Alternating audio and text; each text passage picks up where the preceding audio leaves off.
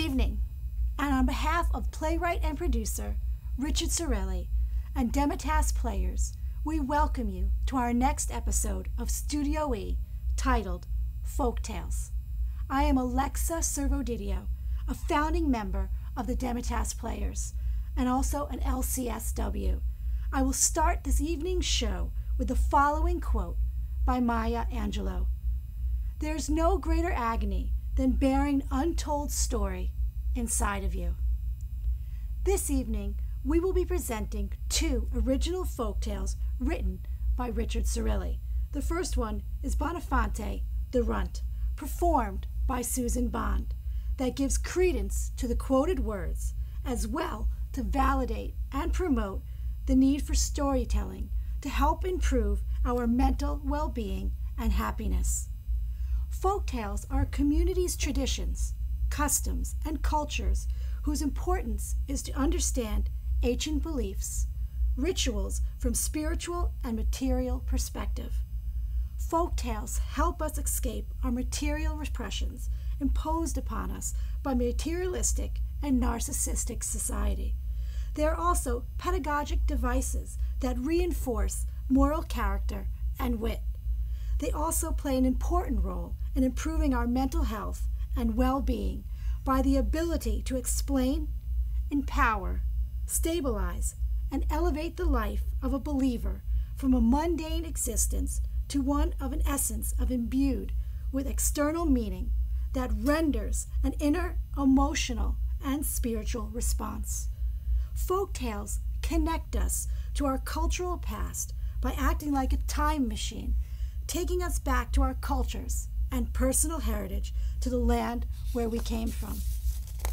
The playwright owes much gratitude and is indebted to his forefathers who a century ago challenged a great ocean to leave their motherland, to build a destiny in a foreign land, who along with their meager baggage, they also took with them a treasure chest of folklores and stories they held within the depths of their minds, hearts, and souls. The author, a first-generation Italian-American who spent his formative years listening to his family's elders sharing their folktales and journeys through life in the hope of passing on the art of storytelling to future generations. Contemporary society would like to believe folktales are a thing from the past and even irrelevant. However, the powers of folktales are alive and well today, despite the advent of modern literature, since folktales are unique and different from other forms of literary fiction. This work is dedicated to all our ancestors who have shared their folk wisdoms, and within us we were children, and whom we are humbly indebted to. Good evening and welcome. My name is Susan Bond. I'm an actor and creative director for the Demitasse Troupe, a not-for-profit theater company. I've been asked to come here this evening and tell you what the stage represents to me. The stage for me and all actors is an opportunity to create. We take the words of the playwright and we craft them into a living being. We flesh out the emotional and physical attributes, and we layer and create a rich history which includes relationships and political aspirations, socioeconomic status, sexuality, and a host of other things. We breathe life into the lungs of our creation until it's self-sustaining. We want this entity to be able to stand and exist on its own. We are storytellers. We want you to laugh and cry. We want you to feel. We want you to empathize. We want you to come into our home, our living room, our bedroom, and we want you to share and experience feelings that touch your heart and your soul. If we can capture you for a few short minutes, this is what we want to achieve. To borrow the words of Sanford Meisner, an actor's job is to live truthfully under imaginary circumstances. if you can suspend your reality and believe in us, then we have accomplished our goal as actors. The Just Man, a story by Richard Cerulli, read by Susan Bond. All rights reserved. An aged just man sat alone on destiny's shore, in anticipation that the rising blue tides would bring forth his long-due rewards for all his charitable and noble deeds. For when he was young, he was told that if every day he left a few crumbs into the suffering sea of humanity, the sea would return his deeds hundredfold when he was old and gray. Crumbs they may have been to a glutton, but it was the lot of his treasures. Believing wealth is happiness with one's own lot. Looking across the magnificent sea, he contemplated his life's journey of sacrifice, selflessness, and humble good deeds of charity. Crumbs broadcast by his weathered hands and unto the mouths of the hungry, while denying his mouth of the bounty of his own labor. He watched in anticipation the peaceful and beautiful sea in dismay and bewilderment as debris washed up around him, while the bright sun cast its golden rays upon the empty sea before him. His thoughts were high with expectation, though his heart was melancholy with disbelief and disappointment. His eyes then cast its gaze upon a thief who was robbing a crippled beggar of his benefits of blessed charity, gifts from the almsgivers. Then his ears fell upon the cry of a hungry infant child that echoed into the souls of his helpless parents, while a passing rich man laughed at them in mockery, though never sharing his toys like a spoiled child of fortune. His eyes then saw the sun set on the painted faces of the saints and the martyrs beaten by the burning hand of the devil. In pity, he sat alone and hungry upon destiny's shore under a moonless night, afraid God had abandoned him and all his noble deeds were in vain, though praying for a few crumbs to wash ashore to satisfy his hunger pangs. In the morning he woke to a darkened sky, the sun blotted out by the dark clouds of man's lies. The sea's rising tides now churned by its muddy waters, depositing piles of debris all around him. For within the detritus were not found a single crumb, lest his reward, his prayers unanswered, his noble deeds rendered him no rewards or justice. He prayed to his God, one he now believed had denied him his existence. In shame, he offered his penance. For his heart was touched by the injustice of humanity, and his eyes shed tears upon the sight of their pain, though the humanity he served was blind to his touch and sight. As the sky darkened with the sound of distant thunder, he built a hut with his tired hands and the refuse that surrounded him, hands now too feeble to even cast a few crumbs into the raging sea. He built a fire with driftwood to warm him from the cold rain.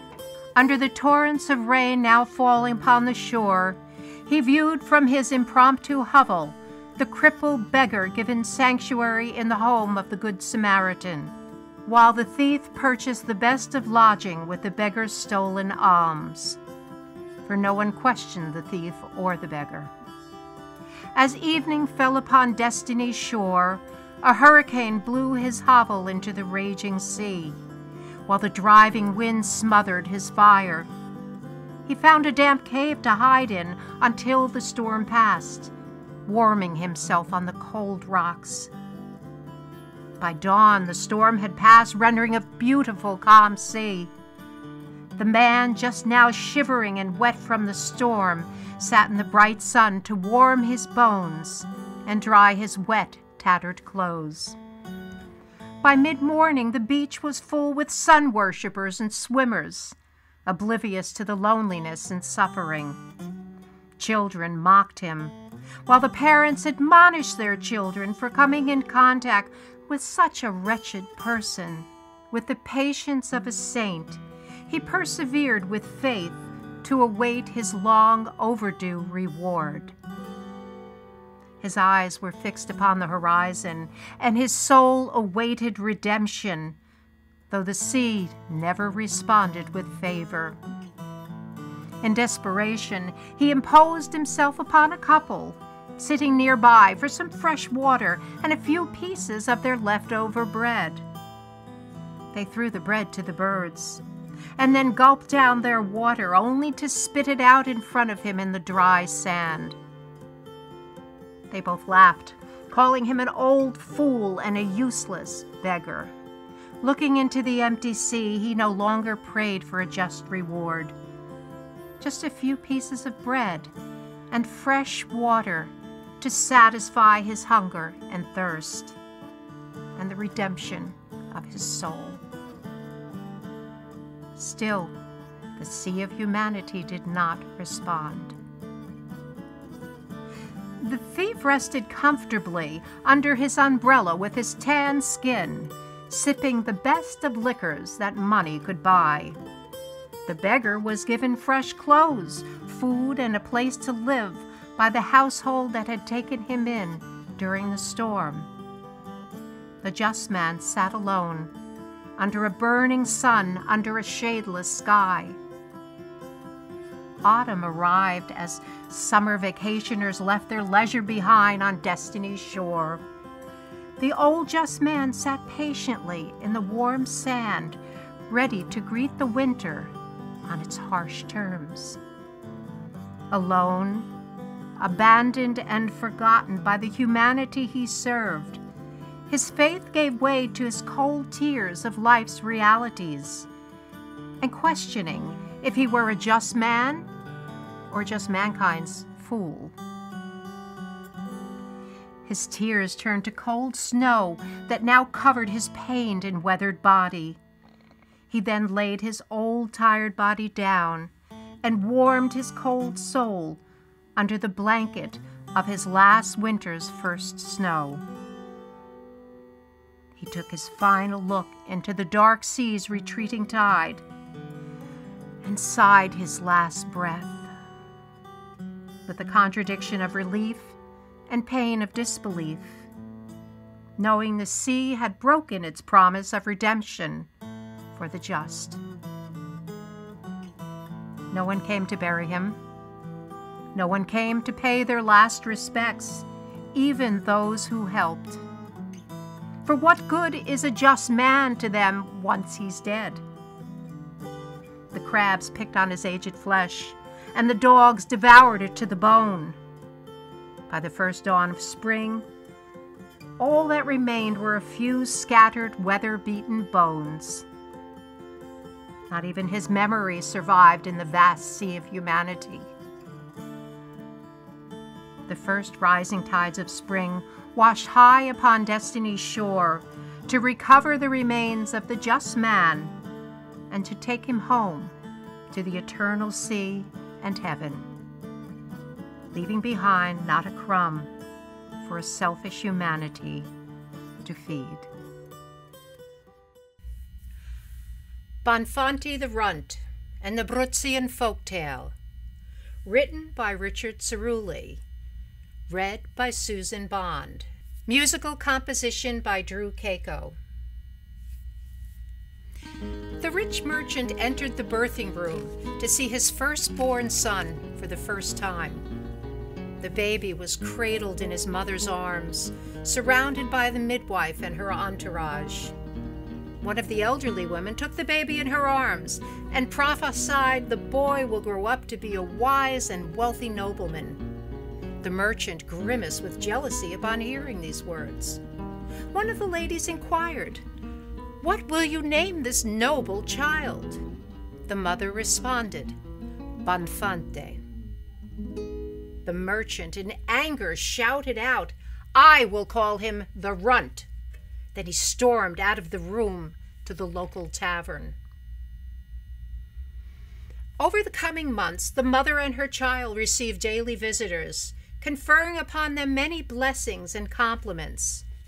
With each new day, the merchant became more consumed with jealousy, anger, and rage.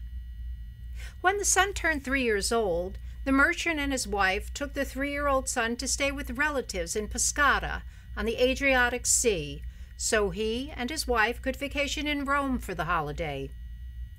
On the way to Rome, the merchant turned his elegant carriage, outfitted with the best accoutrements and horses, off the main road in the rugged, mountainous region of Saloma outside of Rome, detouring down a lightly trodden path.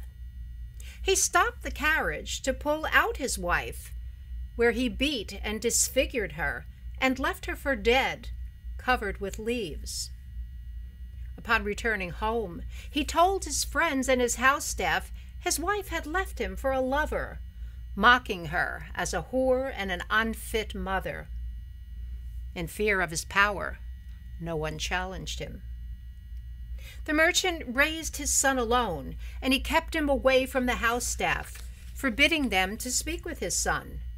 He dressed his son in tattered beggar's clothes, fed him food not fit for a dog, and made him sleep in the stables or under ominous skies. He forced his son to work in hard labor for long hours, mocking him with insults, and throughout the day always referring to him and addressing him as the runt. In spite of his father's plans to ruin him, Bonfante grew strong and wise. One day, on his way back from the bazaar, Bonfante, now tired and thirsty from pulling his cart laden with fine fabrics and spices, rested by a public well, under an oak tree, as he gazed in wonder at the grand Sasso mountain, high and distant in the horizon. He was then approached by a nun, returning from a pilgrimage. "Dear sir, you look tired and famished from all your labors. It looks like you've not eaten in days. May I inquire as to your name, sir?" "My name is Bonfante, but I'm known as the Runt." The nun responded, "Such an unfitting moniker for such a noble-looking young man. Please help yourself to some of my provisions and take what you can't finish on your journey home. May I also inquire where you are taking such a precious cargo?" Bonfante replied, "To my father. He is a wealthy merchant from Chiete." The nun replied, "So wealthy, though too poor to fit you out with a team of horses to carry your burden?" Next the nun inquired, "Do you pass this way often, Bonfante?" "Yes, sister, every Wednesday." The nun replied, "Well, Bonfante, before you depart, I will make a pact with you under the penalty of death. Meet me here every Wednesday, and at that time I will share with you some of the best cuisine in the Abruzzo, though you must tell no one." Over the next year, the nun shared her delicacies with Bonfante every Wednesday and watched him grow into a strong man. At year's end, Bonfante stopped at the well to sip its sweet waters and to nap. He was awoken by a sound of a fast approaching, stately carriage, pulled by a team of white horses, coming his way. The carriage pulled up alongside Bonfante, and 3 beautiful and royal-looking women that radiated like the sun emerged from the carriage. The women inquired, "Dear sir, do you need help? You look burdened with Herculean labors." Bonfante replied, "I am fine. I'm just resting from pulling my cart all day." "Dear sir, pardon my prodding. Why would such a noble-looking youth be pulling a cart of exotic merchandise like a common peasant?" Tell me, sir, can you read and write?" Bonfante replied, "My father forbids me to have an education." The lady responded, "A young man of your noble stature needs to learn to read and write so as not to live the life of a fool." The lady went on to say, "Dear sir, I will make a pact with you. I will meet you here every Wednesday to purchase the most expensive fabrics and jewels on your cart if you promise to let me tutor you. You must tell no one, under the penalty of death." Bonfante met the woman every Wednesday for 10 years, where she taught him many languages, philosophy, mathematics, art, history, and geography. At the end of 10 years, Bonfante had grown tall and strong, wise, worldly, and smart, though still he was dressed in the tattered hooded cloak and pulling an even larger cart over the hills of the Abruzzo. After 10 years, Bonfante returned to the well on his way home for a taste of its sweet waters and to nap under his favorite oak tree. Again he was awoken from his reverie by a hag-looking gypsy woman, poking him with a stick. "Dear sir, are you all right? You shouldn't be napping, leaving your precious cargo unattended in the middle of the forest." As Bonfante got up and pulled himself together, he inquired of the hag, "And may I inquire as to who you are, woman?" "I'm an itinerant gypsy fortune-teller. I will reveal your destiny to you, sir. But you must keep secret everything I tell you, under the penalty of death." Bonfante replied, "I accept your pact, gypsy woman. Now please tell me my future." The gypsy woman paused for a moment and then responded, "I will tell you your future, dear sir. I will give you instructions to be followed that will lead you to your destiny. Do you understand, dear sir?" Bonfante replied, "Please, gypsy woman, lead me to my destiny." The gypsy continued, "Listen carefully to my instructions, for they must be followed without reservation and under the penalty of death. Take your cargo-laden cart to the next village down the road. Go to the stable. There you will be greeted by a hermit who will exchange the goods on your cart in equal worth with gold florins and silver scudos. You will be given a saddled white horse with arms. You are forbidden to return home until the appointed time. When you leave the stable, you must travel to Pescara on the Adriatic Sea, where you will find your destiny. On your arrival, you'll be greeted by the padrona who will take you in." When Bonfante didn't return home, his father was wrought with anger at the loss of his treasures, and immediately offered a reward to anyone who could find his wayward son and cargo. In a rage, the father went to the stable, rummaging through his son's straw bed, finding books, maps, and leftover food scraps. He then burnt the books and fed the scraps to the pigs. Years passed with no news about the merchant's son whereabouts. After 5 years, rumors were stirring in the streets that the merchant's son was returning as a mighty and noble lord of many fiefdoms in the Abruzzo. The merchant was now filled with paranoia, rage, and jealousy upon hearing this news.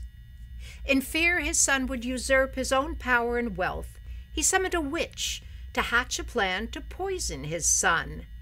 At a banquet he would throw as a disguise to lure his only son to his death, denying him his honor, his glory, and any success and inheritance. The witch listened carefully to the merchant's diabolical plan. "Witch, I will sign a pact with you under the penalty of death. You are to concoct a slow-killing poison to be placed in the wine goblet of my son at the first formal toast given at the table, to be served by a wine steward." The witch inquired, "How will the wine steward recognize your son?" Oh, why, you pathetic old hag! He will know him by his brazen and arrogant ways, and will be fitted out with the best garments at the table. Even a blind fool would be able to recognize him. Now go." The witch inquired, "My lord, if I succeed in executing your plan, what is my reward?" "Old witch, the runt is my eldest son, and only child. I would have pigs inherit my fortune before I leave it to a runt." "So, my lord, you say that I will inherit your estate for my deed?" The merchant responded, "Better a witch than a runt." The witch replied, "My lord, I will agree to your pact, but I will need some collateral to hire the proper assassin, wine steward, and to secure the magical herbs for this potion." The merchant inquired, "Well, what do you need, old crone?" "Merely 10 gold florins, my lord. It is but a pittance of your estate." On his way to the banquet, Bonfanti dismounted his white steed to stop at the well for a drink and rest before entering the town. As he dismounted, he was again approached by the gypsy fortune-teller. "My dear Bonfanti, do you remember me?" "Why, yes, you had instructed me well and led me to my destiny. And what do I owe you for all of your advice?" "My dear noble sir, you owe me nothing, but to promise me to follow my instructions today under the penalty of death, if you want to reach your destiny out of harm's way." "Pray tell, prophetess, and I will obey." "Dear Lord Bonfanti, when entering the town, you will first stop at the hostel. There the innkeeper will exchange your steed for a mule and give you a tattered hooded cloak to hide your princely raiment at tonight's banquet in your honor." Bonfanti replied, "Wise gypsy, I will follow your directions under the penalty of death." When Bonfanti entered the banquet hall in his honor, dressed as a beggar, his father was all smiles with deceptive glee, believing the rumors about his son's lordship were all lies, propagated by his runt and useless son, giving the merchant a false sense of security that fed his anger, making him the more brazen and reckless. Now, believing he is truly the noblest looking and the best dressed man at the banquet table, the merchant then summoned his son to be seated at the table beside him. Then the merchant stood. He summoned his guest and to give his formal toast. "I'm going to make a toast to this tattered runt of a man, my prodigal son, who now mocks the best man at this table." He now called upon the wine steward to fill the goblets of wine for the toast. The wine steward poured the potion into the best-dressed man's goblet. Within minutes, the merchant fell into a seizure, groping for pain and disbelief. Turning to the wine steward, he cursed him to reveal his identity. The steward removed his cloak with veil and responded, "You inquire about my identity, my lord? I am the witch, the gypsy, the nun, the hermit, the innkeeper, the padrona, your son's teacher, your son's mother, your wife. My dear husband, I have executed our pact as you directed, under the penalty of death." In his last breath, he looked at his son, who now removed his tattered cloak to reveal his nobility. Then, with a mouthful of blood, the merchant slumped over the table. His guests and house staff started pillaging the house in retribution for all the years he had cheated them. Now destitute, the merchant was buried in a remote beggar's field in an unmarked grave, dressed in his finest clothes. Why I think it's so important of storytelling for folk tales to be put on the stage, because it is such an importance for those audience members, the viewers, the listeners, to be able to relate and also validate many experiences in life.